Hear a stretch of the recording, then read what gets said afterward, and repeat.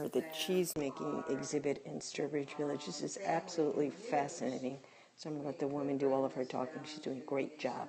So here we go, learning about cheese making. Let him bring it into the big city of Worcester and sell it there, and we could get some credit on our account. So how does the process, what's the first step of the cheese-making process? Milk the cow.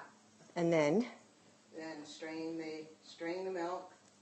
And how is that done? We just strain it through a muslin cloth.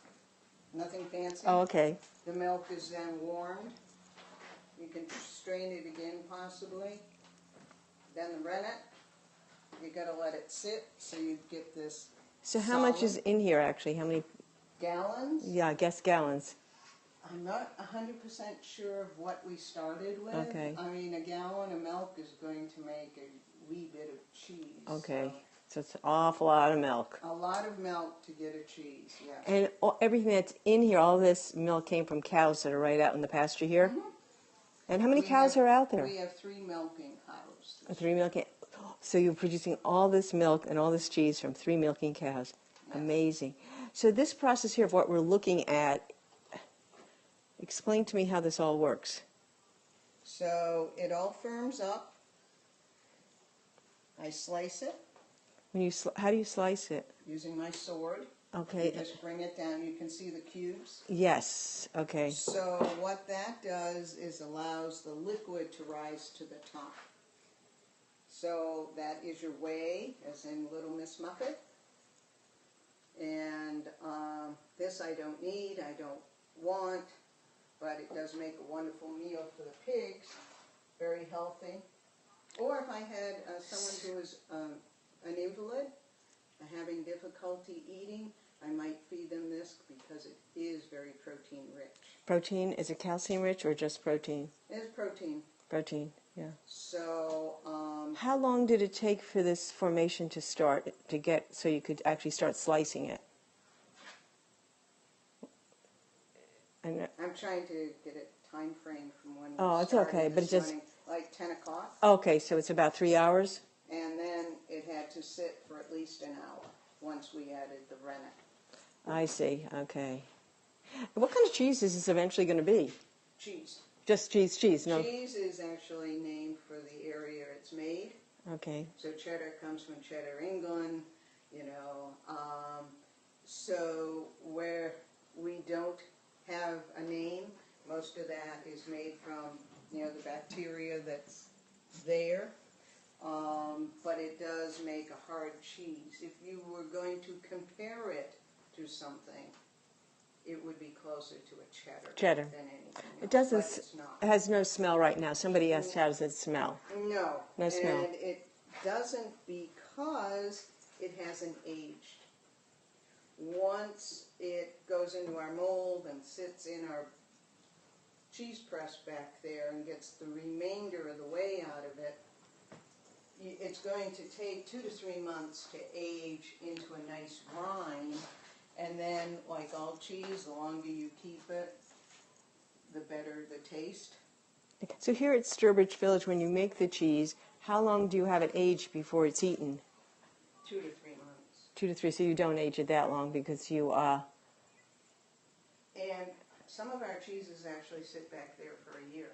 Okay, it stays white the whole time, the color? It never changes to another color? No, it's not going to... it's not going to be this pure white. Yeah. But it's still going to be a cream color. A cream color. Okay, can you ask her how blue cheese is different from cheese going bad in the refrigerator? I don't know if you could answer that because you're not doing blue cheese. But I'm not doing blue cheese. That's the mold that's in it. And in 1838, if we had a cheese and we had sliced into it, and we go back to get some cheese and there's some mold on it, we do not throw it away. That's what's making the cheese. So what we are doing is just cutting the mold away and using the remainder of our cheese. Mold on cheese does not make cheese. Right. I've done the same thing. Now, can you explain to me what is, I guess it's called a cheesecloth. Is that why it's called a cheesecloth? Yes. Okay. And it's actually the weave. So if you were to buy cheesecloth nowadays, it's very thin. Yeah. And I usually think of that for rolling out flour to make pies, which I haven't done in a while. Ah, But here now with that cheesecloth, what exactly are you doing with it? It's hanging from the ceiling, of course. And there is fresh cheese in there, so the curds are sitting there draining because we don't want a wet okay. cheese. We want it as dry as possible, so it's going to be a crumbly, fresh cheese. so it comes from there. Same, different process. Okay, different process. Okay. A bowl like that, we pour the fresh milk into. This is our vinegar. We just poured the vinegar in until all of a sudden the milk breaks apart and you suddenly see curds and whey. Wow. And that's actually how you can make fresh cheese. Okay. You can do that at home. Now you have squash here. How is that related to the cheese making? It's not. Okay. Mother Nature, come in. Mother Nature this year has given us an abundant squash crop. So squash and pumpkin was kind of an interchangeable word back then, so we get squash everywhere. Okay. So with the We are making cheese. So with the cheese making now, this one here, how it becomes this circular piece by sitting in here that forms the shape of it. Now this tin, but I was at the tin shop before. This little tin is That's a gill. yeah. That's a measurement. It roughly equals 4 ounces, half a cup. Oh, okay. So back in those days, of course, we didn't use cups. We used other kinds of measurements. Well, if you go to the Asonite store, you'll see up on the shelf an array of these from tiny all the way up to very large. Right. That's your measurement. Right. That's your measuring cups. Yeah. So you get a gill, you've got a cup, you've got 2 cups, you've got a quart. Yeah. Oh, the tin shop, we heard a little bit about that because I guess that was made here at the tin shop. Yes. And- All our tin is made here. Yeah. So everything we're looking at. How about that bucket though? Is this made here? That would be made by the cooper. Wow. So what's really fascinating about Sturbridge Village as I go to these exhibits is things, what you're looking at is made here. There's, for instance, pottery above that fireplace.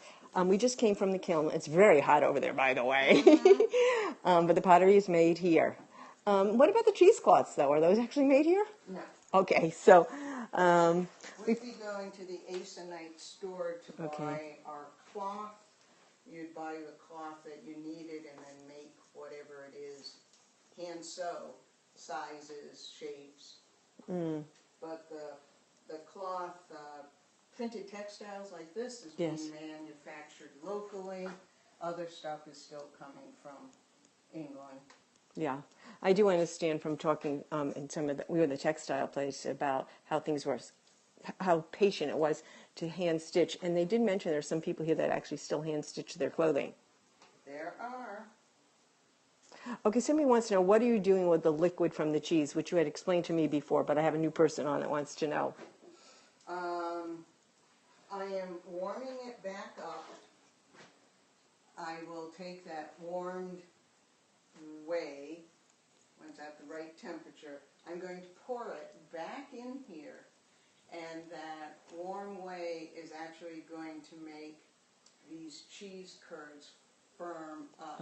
Right now they're rubbery, and I don't want rubbery cheese. I want a bit firmer cheese, and reheating this with the whey is going to do that. Okay. Whoever discovered that, I do not know. Okay. Other questions that people might have for this cheese making expert here to answer? I'll show you a little bit about the room here. Okay, you're very welcome. I'm enjoying my day and learning myself so much about what life was like back here in New England in the 1830s. And there is a big farm out here. They're growing a lot of pumpkins, squash. I could see squash has been gigantic, big, very big this season. And I always found cheese making fascinating. Cheese is one of my favorite foods. It's healthy, and you deal with a little bit of fat, but it's better than some other things that have fat in it that aren't healthy. The nights will be getting cooler, and instead of making cheese up in the morning with our fresh milk, we will start to leave the milk overnight and make butter. So do you do the butter displays here as well, the butter demos? And that would be sometime, let's say, in October? We might be starting this 68, 70 on Monday. So when we get those cooler evenings, the milk Okay. won't spoil. Yeah, it was very hot today.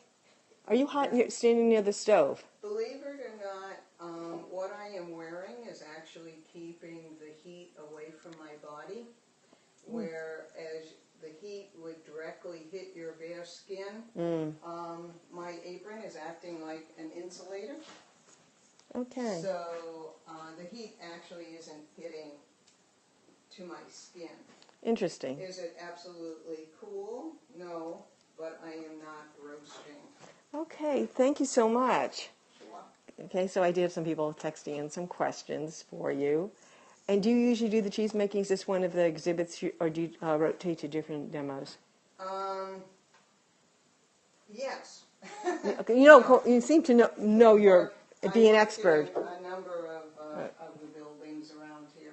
I'm not an old timer. I've only been doing this about 7 years.